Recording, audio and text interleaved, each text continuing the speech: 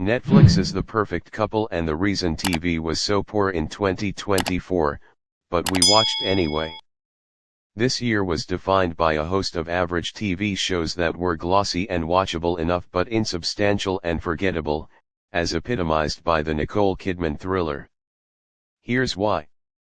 As the year comes to an end and everyone takes a look back over 2024's best TV offerings, for some there may be a collective form of amnesia. What was that Apple TV Plus crime series with that big actor in you watched? Was it presumed innocent or sugar? What was that nice rom-com starring Adam Brody called again? Did you watch that series where Nicole Kidman played a wealthy woman who floated around in designer dresses looking worried because her son went missing? Expats, or where she played a wealthy woman who floated around in designer dresses looking worried because someone was murdered on her estate? The Perfect Couple. Netflix. The Perfect Couple was a hit, but exited the cultural conversation quickly. Credit Netflix. The Perfect Couple was a hit, but exited the cultural conversation quickly. Credit Netflix. If, perhaps with a quick Google search as a prompt, you realize you did watch The Perfect Couple, it's a show that seems to encapsulate where such interchangeable TV is at in 2024. The Perfect Couple burst onto Netflix in September, a soapy, glossy and silly adaptation of Ellen Hilderbrand's 2018 novel of the same name. With a decent cast, including Kidman in a dodgy wig, Liev Schreiber, Megan Fahey, and Dakota Fanning, the 6-episode series unraveled a murder mystery set at an upper-class wedding in Nantucket. The tone of the show was off, slightly. Was the melodramatic telenovela-like style in earnest, or was this some kind of satire on the murder mystery genre? It was unclear. Also shoehorned in was a cringy all-cast dance routine on the beach to Meghan Trainor's song Criminals that introduced each episode. Even Fahey told Variety, "Everyone, the actors, was saying they didn't want to do this because we just didn't understand." The audience lapped it up. It was most watched on Netflix's TV chart for 2 weeks in a row, then it seemed to vanish from memory. "I had actually forgotten I had watched The Perfect Couple," says Minoru Ravindran, a TV industry journalist who writes for The Ankler and Broadcast. "And all I can remember about that now is the dance, which, even when I was watching it, felt like a very orchestrated device to make it stick in people's minds, a visual element to make a show memorable." While the dance gave the show a viral moment at the time, the drama as a whole didn't inspire the same cultural conversation. The Perfect Couple was the essence of a 2024 television phenomenon, the rise of mid-TV.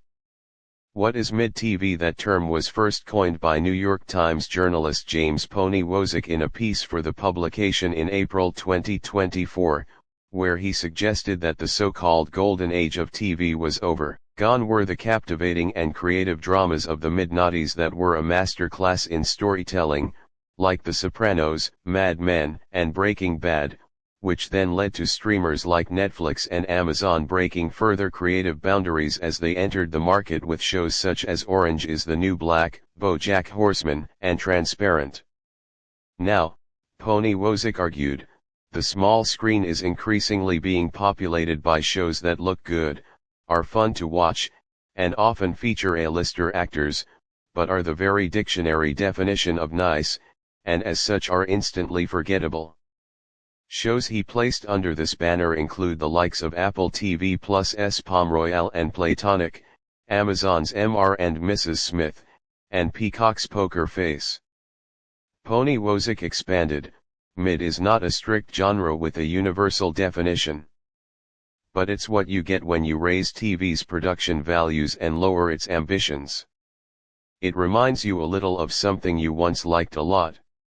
It substitutes great casting for great ideas. Mid is based on a well-known book or movie or murder. Mid looks great on a big screen. Mid was shot on location in multiple countries. Mid probably could have been a couple episodes shorter. Mid is fine, though. It's good enough. I think it has been extremely prevalent this year, Ravindran tells the BBC. I would characterize mid-TV as shows with big stars, generic characters, well-trodden storylines, nothing distinctive and just forgettable. Getty Images. The Sopranos was the beginning of a new golden age of TV, is that now over? Credit, Getty Images. Getty Images. The Sopranos was the beginning of a new golden age of TV, is that now over? Credit, Getty Images. With a glut of shows that could be classed as mid-TV hitting screens this year, and with many of these coming from streamers such as Netflix, Apple TV Plus and Amazon Prime Video, cynics might say that the decision to have its cast bopping on the beach was indeed a move to make The Perfect Couple stand out from the other mid-shows of the time. Showrunner Jenna Lamia even signaled that it was there to indicate the show was not meant to be taken seriously, despite revolving around a murder case.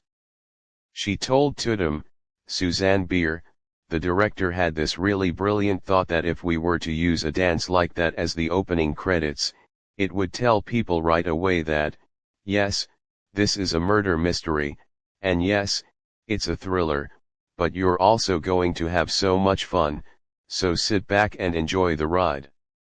TV that pushes the boundaries and strives for excellence should be respected, but we need to be better at celebrating the TV that meets the viewer's needs. Dan Barrett.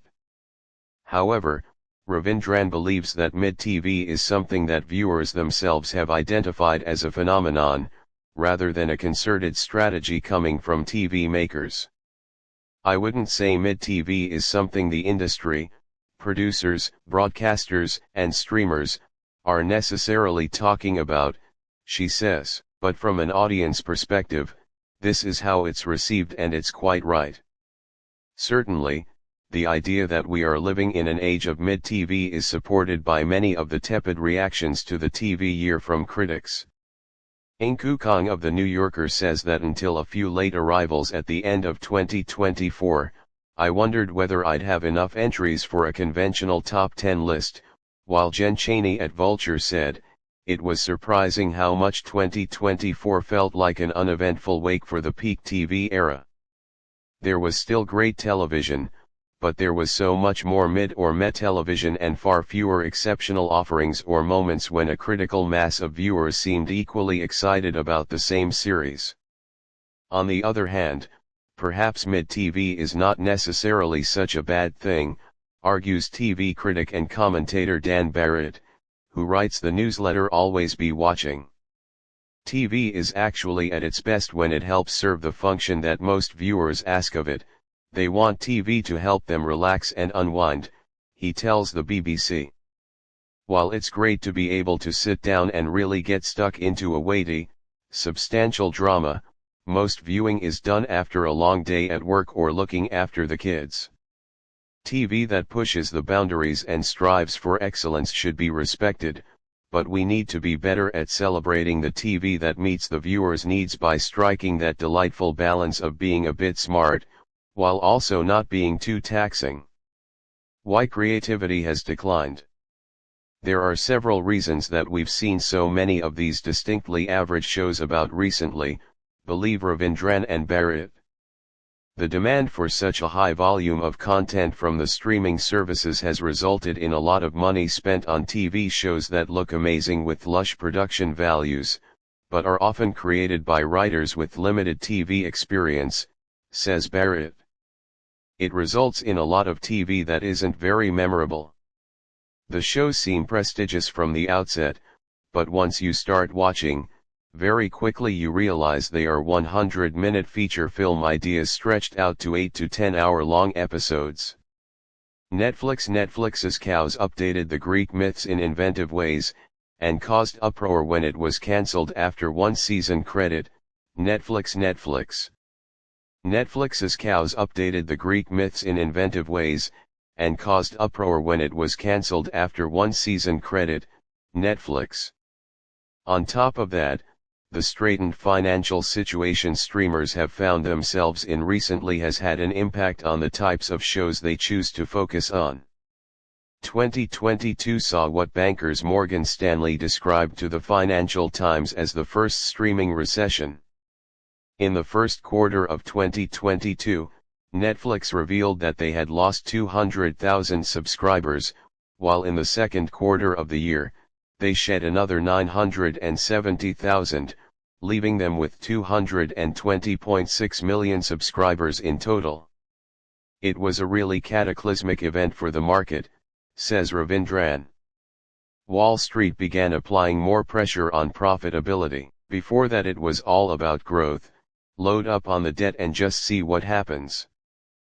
But then after that it was a real turning point for the streamers as there was more accountability in terms of their bottom lines, keeping their subscribers, and growing in a meaningful way. Netflix, who were once seen as disruptors and who pushed boundaries in the 2010s, changed tack. Netflix VP Ginny Howe was quoted in a New Yorker feature in January 2023 saying that the company's strategy for shows was to commission a gourmet cheeseburger, i.e., something premium and commercial at the same time, a description that could be applied to many mid-TV shows. In the same article, Netflix Chief Content Officer Bella Bajaria inadvertently explained why the audience might be feeling a bit of déjà vu around these samey, safe bet series now. What we can do is be always audience-centric. Who is this show for? If you like this show, then we're gonna give you this other thing you like. If you do that, people are gonna watch the shows, and all of those things will help the stock. Prestige TV will still exist, but will be reduced, and I think we'll have to get used to returning shows focused around crime, hospitals, and police procedurals, Manori Ravindran.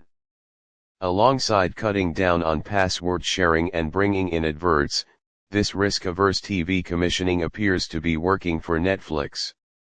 Despite spending a relatively modest $13 billion on content in 2023, a saving of $3.8 billion from 2022's spend of $16.8 billion, or 2021's record of $17.7 billion, they are said to have 282.7 million subscribers worldwide in the final quarter of 2024, up 5 million on the previous quarter. Their revenues are up almost 7% in a year, from $31.6 billion in 2022, to $33.7 billion in 2023. Amazon Prime Video, meanwhile, had a bigger content spend than Netflix in 2023 at $18.9 billion, but is currently tied in first place with Netflix for market share in the US streaming market. Mid-TV commissioning is working for them too, says Ravindran, because they want things that are truly mainstream and will appeal to people in multiple different markets, whereas all of the other streamers including Netflix are more focused on local stories as they want local hits in domestic markets that then build out. Jesse Whittock, international TV co-editor at Deadline, takes umbrage with the term mid-TV. He believes it is offensive and reductive, but says that we have landed here based on financial decisions. I don't agree that it is a genre, he says. If anything, it's a budgeting trend, and I think the term mid-TV is disrespectful to both the people making the programs and the people watching them.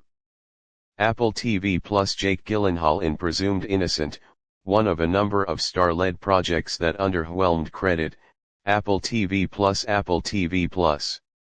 Jake Gyllenhaal in Presumed Innocent, one of a number of star-led projects that underwhelmed credit, Apple TV Plus. What we have seen is streaming services moving into the network TV space that might have previously been the only place for what some might call a kind of background noise TV, he adds, which is probably why we're seeing more of it. They're doing that because data tells them people are watching those shows and because costs have had to come down. It was notable, too, that one of Netflix's more genuinely boundary-pushing shows this year, the modernized Greek myths drama, Cows, was swiftly cancelled after it launched in August, causing some online uproar. As some pointed out, it was commissioned way back in 2018, and arguably wouldn't have been given the green light in the more risk-averse landscape of 2024. Pre-pandemic, the market was completely different, and was seeing commissions from Netflix left, right and center, says Ravindran. They're still being digested and worked out of the system, in a way. More like this. The 20 best television shows of 2024. The song that is 2024's unexpected smash. How LGBTQ stories got real in 2024. One thing that is still going strong from the so-called before times is the flocking of Hollywood A-listers to the small screen. Kidman has appeared in no less than 3 shows this year, while the likes of Jake Gyllenhaal, Natalie Portman, and Cate Blanchett have all taken on their first leading TV role. But these days, there is less excitement around such signings, with big-name, award-winning talent increasingly coming on board for shows that are pretty generic and or simply underwhelming. Another phenomenon tied to mid-TV that has become wearying for some is the sheer quantity of shows devoted to the exploits of super-rich people. Some of these shows like The White Lotus or Succession have explored these environs meaningfully with dramatic or comedic bite. But there's an increasing number of pale imitators that notion ally gesture at saying something about wealth and privilege while really just using an eat the rich theme as an excuse to revel in shots of amazing furnishings and big kitchens. As Vincent Cunningham of The New Yorker observed of The Perfect Couple, it is doubling past media, not critiquing it so much as wearing its hand-me-downs and more or less pulling off the look. Looking to the future. Mid-TV, whether an acknowledged phenomenon or not, is working for the streamers. And it's working for viewers. We're watching these shows, after all. As Cunningham adds, it's like when Lynyrd Skynyrd plays Freebird or Billy Joel plays Piano Man, because we're all asking for it, and because we won't stop. But if mid-TV is the new norm, then where does this leave truly prestige TV, the kind that critics have salivated over since the beginning of the golden age of TV all those years ago? We shouldn't worry too much, says Whittalk. Among all the many series thrown out across the streamers, there are edgy and prestige programs launching all the time and finding success. Shogun, a Japanese-language historical drama for Disney+, won more Emmys than any other single season of TV in history, and Netflix series Baby Reindeer, a wild story from a Scottish stand-up comedian about mental health, is arguably the year's most talked about show. FX Japanese historical epic Shogun proved there was still room for truly prestige drama. Credit, FX. Japanese historical epic Shogun proved there was still room for truly prestige drama. Credit, FX. HBO will be back in a meaningful way next year, predicts Ravindran. They were hard hit by the strikes, but things like the Harry Potter show are going to be massive for them.